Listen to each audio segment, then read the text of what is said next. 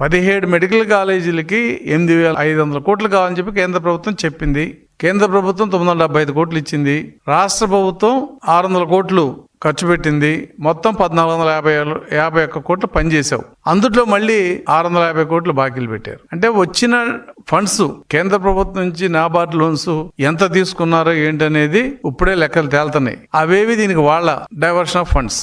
మేమేదో చేసాము show put up చేయడానికి మాత్రమే ఈ మెడికల్ కాలేజీలని అన్ని ఒకేసారి కొబ్బరికాయ కొట్టి ఏది పూర్తి కాకుండా వదిలేసిన పరిస్థితి. నువ్వు మెడికల్ కాలేజీల కోసం ఖర్చు పెట్టింది కేవలం 600 కోట్లే. కానీ నువ్వు స్కూళ్ళకి రంగులు నాడు నేడు అని చెప్పి 4,000 కోట్ల పైన ఖర్చు పెట్టావు. ప్రభుత్వ బిల్డింగ్స్ కన్నిటికి రంగులు వేస్తే మళ్ళీ హైకోర్టు మొట్టికాయలు వేస్తే మళ్ళీ తిరిగి రంగులు మార్చావు. అది దాదాపు 2,000 కోట్ల చిల్లర ఖర్చు అయింది. ఇవాళ కొన్ని స్కూళ్ళ పరిస్థితి అంటే ఇంకా పెచ్చలు ఊడిపోతున్నాయి. నువ్వు నాడు నేడు అని చెప్పి స్కూల్ బిల్డింగ్స్ అని బాగు చేయించాను, ఫర్నిచర్ ఇచ్చానని చెప్పిన విషయం ఎంతవరకు వాస్తవం అనేది ప్రతి స్కూల్ వాళ్ళు చెక్ చేస్తే తెలుస్తుంది. చాలా స్కూల్లో బయట వేసేసి రంగులు వేసేసారు, లోపల పెచ్చలు ఊడిపోతున్నాయి. కాబట్టి ఆ 4,000 కోట్లు దుర్వినియోగం ఎలా అయిందనేది కూడా త్వరలో తెలుతుంది. అంటే నువ్వు దానికోసం పెట్టే ఖర్చులు మెడికల్ కాలేజీ కోసం పెట్టి ఉన్నట్టు